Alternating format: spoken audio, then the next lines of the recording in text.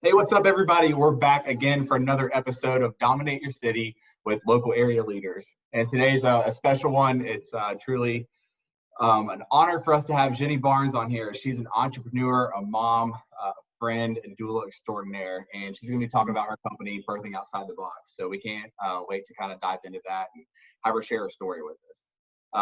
One of their missions is changing birth culture. So, Laura's going to dive into that a little more because she has more experience than I do on that end. But it's just, Jani, thanks for coming on with us, and we appreciate it. Thank you so much for having me. Absolutely. So before we dive into your company, let's get to know you a little bit. We've known you for a while, and your husband as well, who's been on our show. You guys are just awesome friends, and it's so good to have you on here to share about yourself. So tell us about your family, how long you've been in the area, little tidbits like that. Sure. I was actually born and raised in Winnipeg, Canada, so I'm a proud Canadian girl at heart. Canadian, eh? And yeah.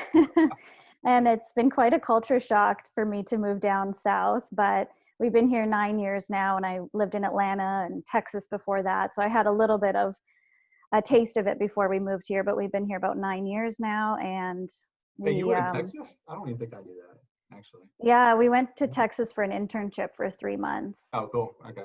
Yeah, which was fun.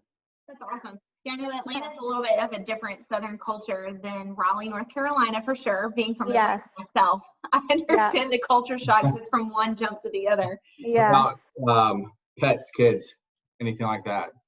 Yeah, well, we have 2 kids. Nora's 5, Leo is 3, and we have 2 little white fluffy dogs, Coco and Juno. Yeah, so for those of you who don't know, Jani and I have actually had the, pleasure of being pregnant pretty much at the same time for the first 2 kids, which has been kind of nice to have a buddy that's along for the ride with you, because as you know, pregnancy brings all kinds of tricks and surprises, and it's never exactly what you plan. Which is something that I know you'll speak to as far as the business aspect of that and how unpredictable birthing can be. Yeah. But so something in your business, and we want to hear like the general nutshell about it. You had talked a little bit about defining kind of like alternative and holistic healthcare and that how that can play into what you guys do. So just tell us a little bit about Birthing Outside the Box. Why did you guys even go with that title? Like, how does that define who you guys are and what you do? Yeah. Let's start with like what you do. Like, what is Birthing Outside? Yeah. Right. So Birthing Outside the Box is both me, and I have a partner as well. So I'm a doula. So I'm a birth attendant. I actually go to the births. And then my partner, Dr. V, who you guys know from my husband's office, she's my other half in the business, and she's the chiropractor. She's certified in prenatal care and maternity care and all that good stuff. And we just really have a passion for changing birth culture as it is today. So we decided to join forces. Two's always better than one, right? Most of the time. Absolutely. Yeah, so, we're in the chiropractic side of that. I mean, firm believers in that, and it does amazing work, as we've seen through 3 of your pregnancies now. So. Yeah, it's such a vital part of preparing yourself for that birth process, and your body, your baby, aligning together. It's so important. So anyways, we joined forces, and we created Birthing Outside the Box. And it's kind of, it is what it says. It's to birth outside of this box that really the modern obstetrical model has put women in today. It's that, we all have to birth the same way. We all have to dilate the same way. We all have to be treated the exact same way, when, in reality, we're all individual people. And it's crazy to think that we're all going to birth the exact same way in the exact same timeline, et cetera, et cetera. So real quick to jump in on that part from my perspective. Okay. So I only knew, before before having children, I'm a dude. I only know like one way to have a kid. You go to the hospital when you have a child, like your wife's gonna birth there. So what is Birthing Outside the Box? Like, what is another avenue for that? Well, you and I think 99.9% of America, people in the entire world think the same way that you. So it's like, oh, I get pregnant, I go see my OB, and then I have my baby in the hospital. So for me growing up, I had an entirely different birth culture in my family. we were all, probably about 90% of us, we were all born at home. So that's all I've ever been exposed to. That's all I've ever known.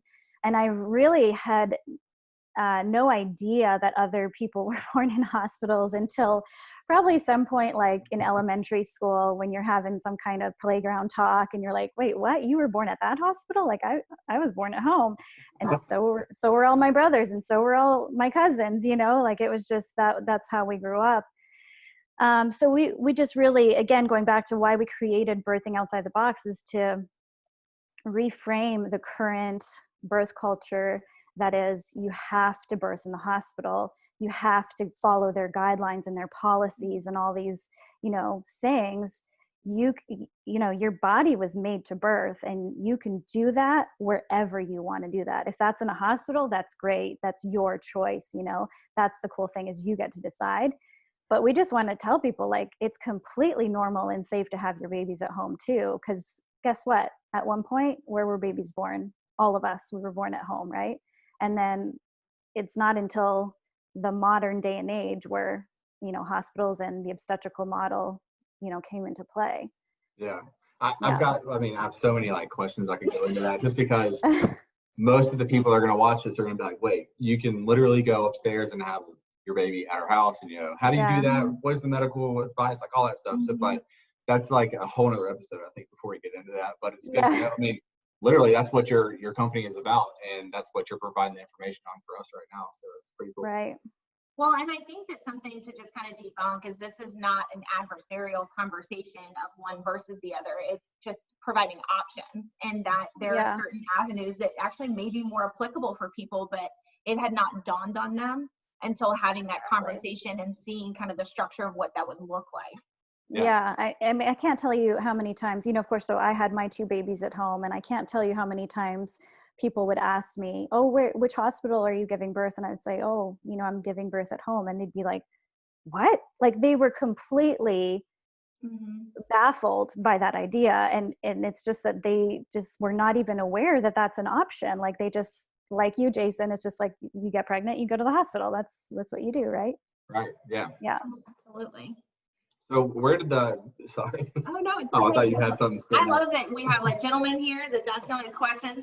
Like, this is great. I saw you jotting that down. It's a good question. But before we get to that part, how did you and Dr. B come up with wanting to do this together? You know, that conversation started, is it just something that you had a passion for your whole life, or you saw that there was a need around the area as well? Yeah, we kind of individually became passionate on our own about the topic of birth. I, about 8.5 years ago, had a patient through the office who was pregnant with her first. She was terrified. She had no idea what to expect, and she just needed support. And so she asked me to go to the hospital with her. You know, she had been adjusted throughout her pregnancy and things like that. And so at the time I was like, well, I don't know anything about birth.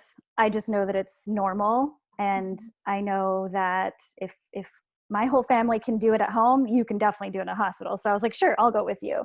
You know, so I went with her. It was like a 20+ hour birth, but it was great. There was 0 interventions, 0 medications. She just rocked it. But it really opened my eyes as to, you know, what women have to deal with in that environment. And if you don't prepare yourself, and if you're not empowered ahead of time and informed ahead of time, you're going to run into some roadblocks. And I just had, you know, like I said, I've never been exposed to that. So I had no idea what women have to deal with. And unfortunately today, 1 in 3 women are describing their births as being traumatic. And those can be, you know, on a scale of 0 to 10, you know, 10 being the most traumatic. It can vary, right? What's really traumatic to me might be not really that traumatic to you. But the fact that 1 in 3 women are describing their birth experience as traumatic, that's a problem, because this is like the most sacred, special thing that should ever happen to you. And the last thing that you want to walk away is with like traumas that you need to be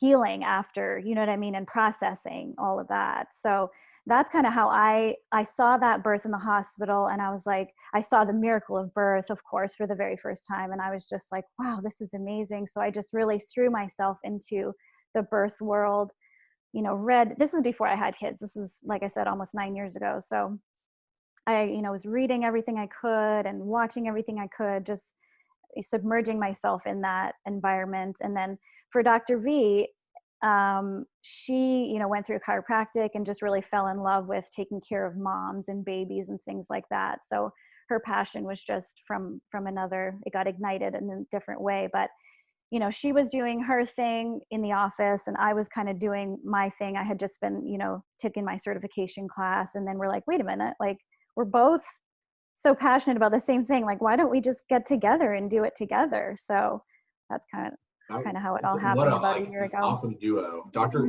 V, like both of you are all, you're just very complimentary to each other, like especially when it comes to a company like this. I mean, listening to you, I mean, you're so gentle and warm-kinded hearted, like, and for a woman coming in to talk to you, I'm sure there'd just be, you know what I'm trying to say.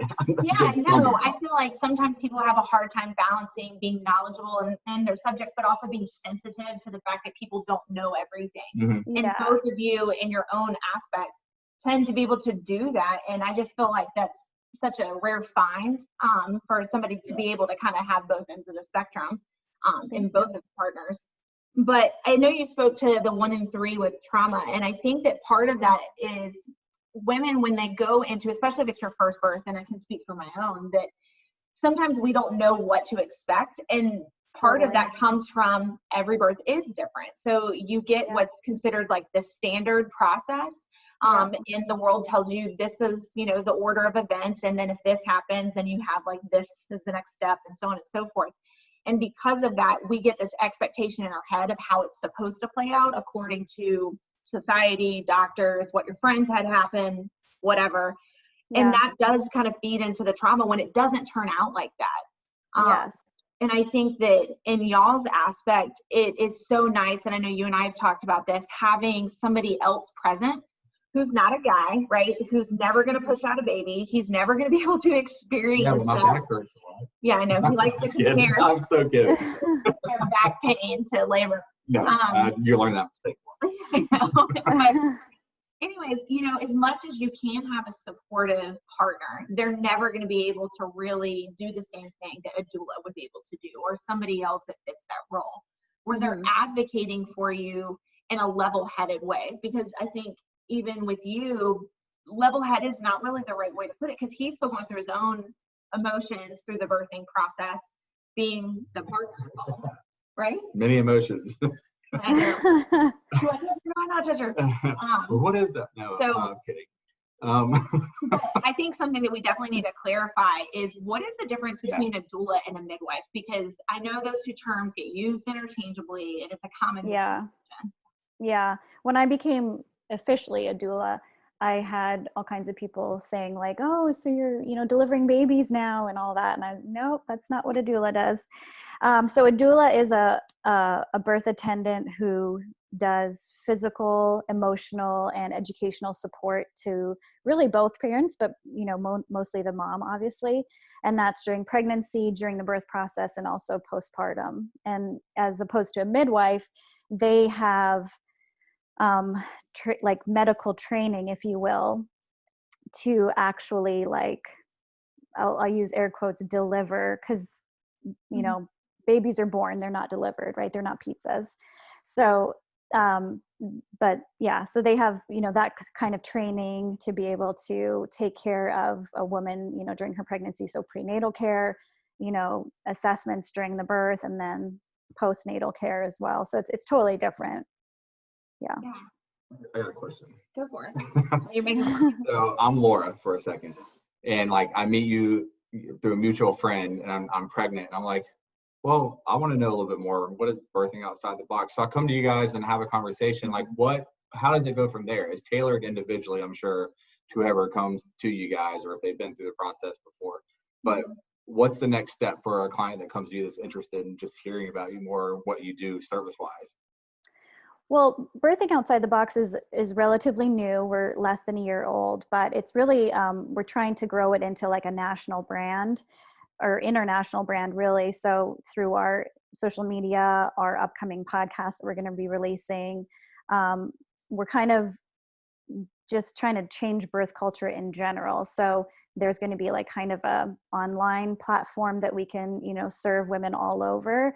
And then more locally here in Raleigh, we offer prenatal education classes. So if you're pregnant, or if you want to become pregnant, or if you just love birth like we do, you can get signed up for that. And it's a 4-week class. Or you can, of course, get prenatal care through Dr. V. And then if you would like to have the support of a doula at your birth, then we would meet about doing that too. So there's different, you know, levels of engagement that people can get plugged in. Cool. Yeah, absolutely. And I know you guys have done a phenomenal job through social media and some other virtual avenues once the shelter in place kind of happened, but answering people's questions about what to expect during a home birth. Because I know people have lots of questions. Like I know I myself have asked you, like, what are you even supposed to have for something like that? Like, what are the supplies that you need? Like, especially for those of us who are type A personalities, we want the checklist of all of the things. Yeah. So I think that has actually been kind of cool to see for you guys being able to kind of use that virtual platform for spreading awareness and information and positivity right now. What's one of the, like, what's a highlight of your day, you know, on your job when you're dealing with somebody? What's one of the best things that can come of that? Well, being at the birth is amazing. You're a witness to the most amazing, miraculous thing. And it's like crack. You just get so addicted to being in that atmosphere, in that environment. It's so infectious, and it's just the most amazing thing that you could ever witness. So for me, that's the best part of my job, is actually being there, you know, when the babies are being born. That's cool. Yeah. Now, I know recently you guys had a pretty heavy baby that was born, because I've often heard from friends that they don't have birthing hips, and so they had to go or they've been instructed to kind of go a different route. But you guys, I think, got to witness a pretty heavy baby recently getting born in a natural way. Yes. 13-pound baby born at home in, you know, under a couple of hours. It was a fairly quick birth, and everything was perfect. I mean, mom did great, baby did great. Mm-hmm. Yeah. So, I mean, those are misconceptions that, again, it's going back to that box that we're all being told that we need to fit inside of, that if you're a certain size, whether it's how tall you are, how short you are, how thin you are, or how, you know, big you are, that you're not going to be able to do it vaginally because of X, Y, and Z. And to be quite frank, it's just, those are misconceptions. They're just not true. They're trying to really just kind of put everybody in this box so that it's more systematic on their end, you know, and that it's more predictable. They're trying to take this like really unpredictable thing and try to make it as predictable as they can so that they can still run their systems. And that's understandable, but you know, it gets kind of dicey when you're talking about women's bodies and lives and babies' bodies and lives. You know, you can't really work it that way. It's very individual. Yeah. Yeah, absolutely. Now, how does the unpredictability of birth, because I mean, sometimes you think the baby's coming and you are way off, right? Or there are other times for us with our second born, I sent him to go get dinner, and 10 minutes later, I'm like, drop everything in the grocery store and get your butt home, because so things can flip on a dime. But how does that play into your family life? Because you may have somebody you've been working with and they want you to be a doula, and it's like 9:37 at night and you were planning to go to bed, but now you're getting called in for birth. How does that play into your lifestyle? It's definitely it's tough. You know, the on-call life, anybody that works the on-call life, you know, will tell you that it's definitely tough. But if you make sacrifices, if you love what you do and you don't see it as really an inconvenience. Like when I get that text or that phone call, like, which, you know, most babies are born during the night, right? So I've had those calls come in when I'm like just about to fall asleep, or I'm already asleep, but it's like, it's go time. So it's like adrenaline kicks in, you get right out of bed, you hurry up, you get in your car and you go. So, It's tricky depending if it's a weekday or a weekend. That will depend on, are the kids taken care of? Because I'm primarily still a stay-at-home mom, right? Like I do this kind of on the side, but I wouldn't say I do this full time yet, just because I still have a 3 and 5-year-old that I need to take care of most days all day long. So it's a little bit tricky, but we've worked it out. Greg has certain mornings that he doesn't go into the office, or certain afternoons that he's not in the office. So far, and like I said, most babies come during the night, right? So far, it hasn't played into like any, like, oh crap, I don't have anybody to watch my kids kind of thing. It's all worked out beautifully so far. So let's hope it keeps going that way. Yeah. And the best part is after delivery, you get to go home. You don't have to stay up all night afterwards. Right. Well, and I mean, we play into that. It's just like grandparents. They get to come play with the kids, and then they leave them with you afterwards. Yeah. See you later. No. So I know we talked a little bit about you guys being on social media and wanting to give information to people through like either seminars or stuff like that. You had something that was in the pipeline. There were meetings scheduled that you guys were going to run, and then all of this stuff happened with COVID. So yeah. How does that look moving forward as far as scheduling stuff like that? Are you guys still trying to do something on Saturdays where you're bringing people into the office and talking? Yes, definitely. We're going to have a monthly moms meetup group. One Saturday a month, we're going to get together, drink coffee, drink tea, and just dissect different topics. First, we have yet to have our first meeting because it was scheduled for, I think it was back in March, wasn't it? Mm-hmm. And then all of this happened, so we had to reschedule it. But first time will just be like a meet and greet so that moms from the community can get together and really find a place of support where we're like-minded people, we have the similar interests, just a safe place for moms to come and spend a couple hours on a Saturday morning, like away from their families, and get that camaraderie and community through that.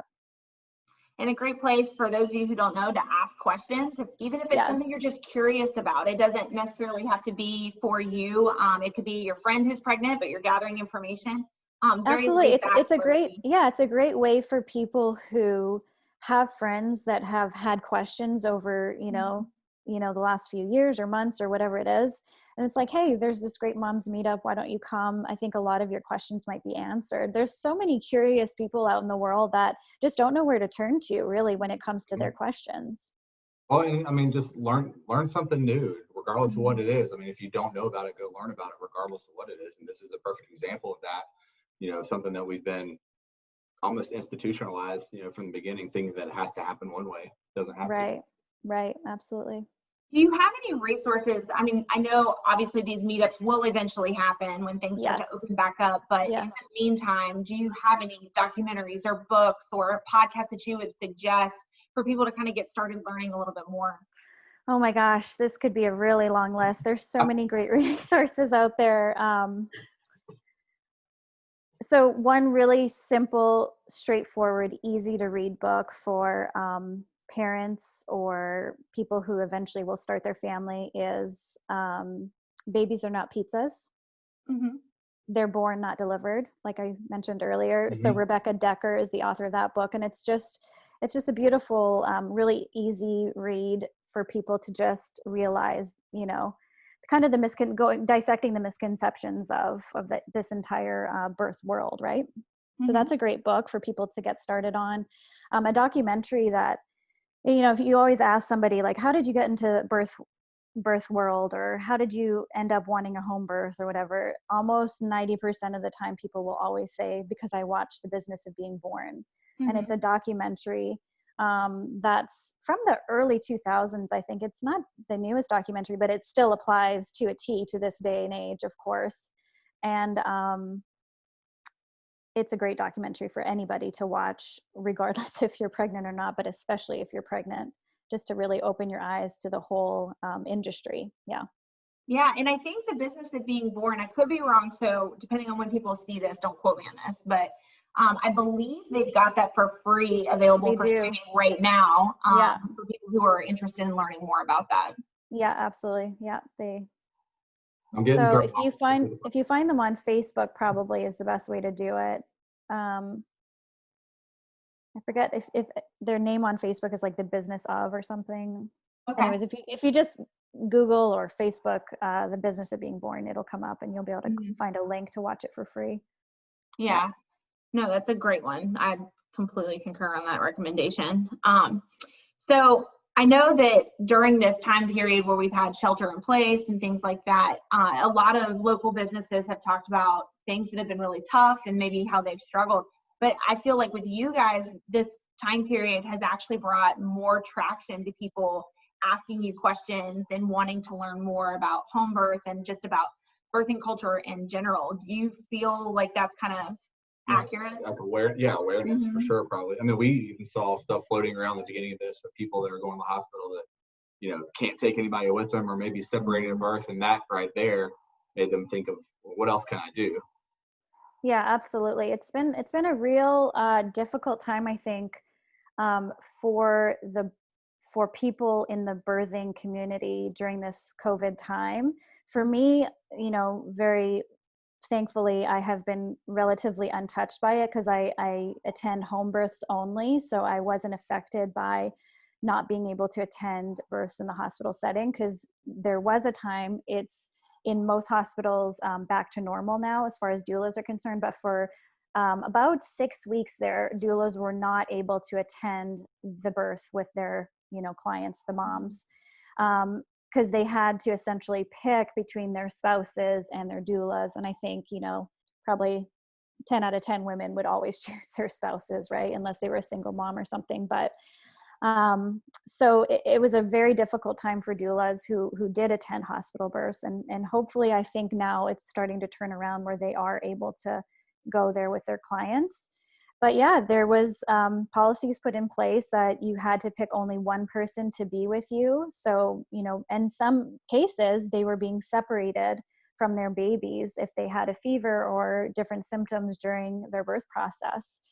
So it's a very scary time. I mean, you experience those feelings, you know, you're pregnant right now. So it's like, you're like, wait, what? Like if I go to the hospital and I get separated from my husband or from my baby, like that's a very scary thing. So we had a lot of inquiries regarding, you know, how to have a home birth, because a lot of people were, you know, on the fence now about going to the hospital, and they were starting to rethink their birth plans. Like, should I have a home birth instead? So definitely there was lots of inquiries. There were some people that did go forward with it and did decide to have home births. Not all of them decided to do that, but overall across the country, midwives were being slammed, like their phones were just ringing off the hook. Doulas were not as much, I think, because they weren't able to attend hospital births, and they were maybe a little bit weary of going, you know, because of the social distancing and wearing masks and all that stuff. But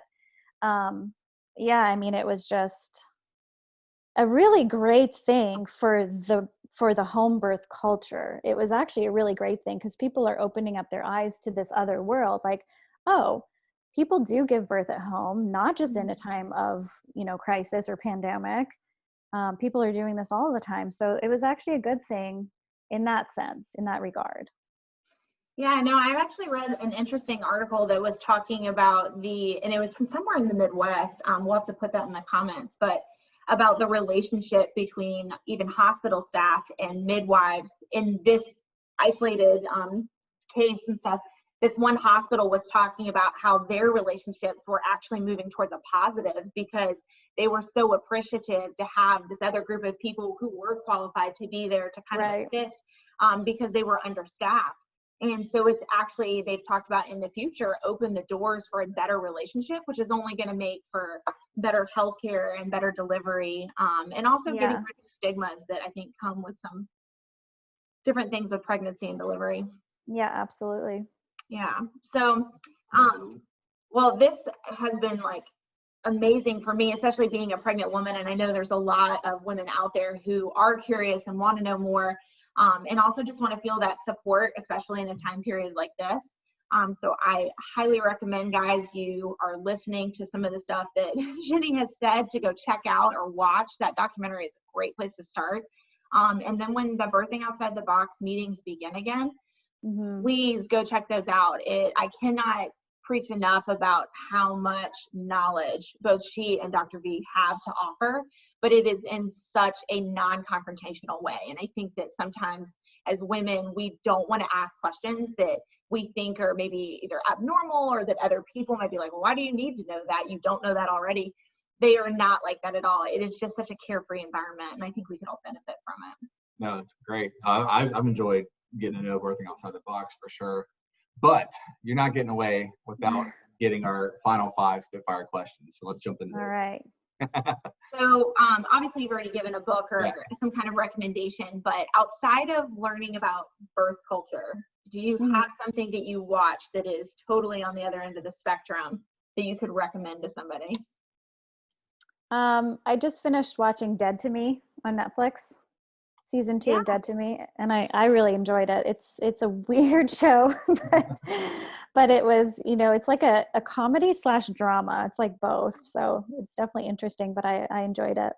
Cool. Yeah, we saw that making a surge on Netflix recently. About a favorite restaurant or hangout spot that you used to go to? Maybe we'll be able to go to soon. Well, I'm just gonna repeat what my husband said when he was on. Fount is our number one go-to right now. A couple of friends of ours opened this amazing coffee and food place, and it's just the cutest place. They have the best food, and we've been going still on a weekly basis, either eating in our trunk or taking it to go. And I can't wait to go back and sit there because they have such a beautiful space. Yeah, finding a good place that has good coffee and atmosphere. You don't want to go anywhere else. I totally know. Yeah, that was Fount, Fount coffee. That's right, Fount. Yeah. So we ask everybody, I'm a big coffee drinker. So how do you take your coffee? Black. Black? Isn't that what Greg said too? Yeah. Dr. Barnes? No, he's cream. Oh, okay. He's got a little cream on it. Got it. Yeah. So, somebody that's watching this that wants to start their own business or go down the same path as you did, what kind of advice can you give them for starting their own business? Either something that we touched on, or, both you and your husband are entrepreneurs and you're working together too. So either way, you can take it either direction. I'm one of those people that I think probably a little bit like you, Laura, we're very kind of OCD and we really like things to be perfect. So I wanted to be a business owner for years outside of the office and, being in partnership with my husband. But I struggled for years about, what do I want to do? Do I want to do this? Do I want to do that? And every time I had an idea, I would kind of put it on the back burner because I didn't have it all figured out. I'm that type of person that if I don't have it all figured out ahead of time, I can't move forward with it, So finally, this was, I think, you guys came to our New Year's Day vision casting, goal setting thing that we did. That was so not this past January, but the January before, so 2019, January 2019. And one of my goals was to start a business before the end of the year. And I went to my training for my doula certification, somewhere towards the end of the year, like September maybe, or October or something like that. No, it was like November. Yeah, it was like end of the year. So I waited all year to finally do something about it. But I actually did accomplish that goal. But I think the thing is, even if you don't have it figured out, just start somewhere. It doesn't have to be perfect. You don't have to have all your ducks in a row. You can figure it out along the way. But if you have an idea, just start. It's never going to get going if you don't just start somewhere. Yeah. So I think that's probably the biggest regret that most people have that have talked or right now what they want to start is a business they want to start. They've never actually taken that initiative just to do it because they don't have everything figured out, and it keeps those people out from ever doing anything. Absolutely, yeah.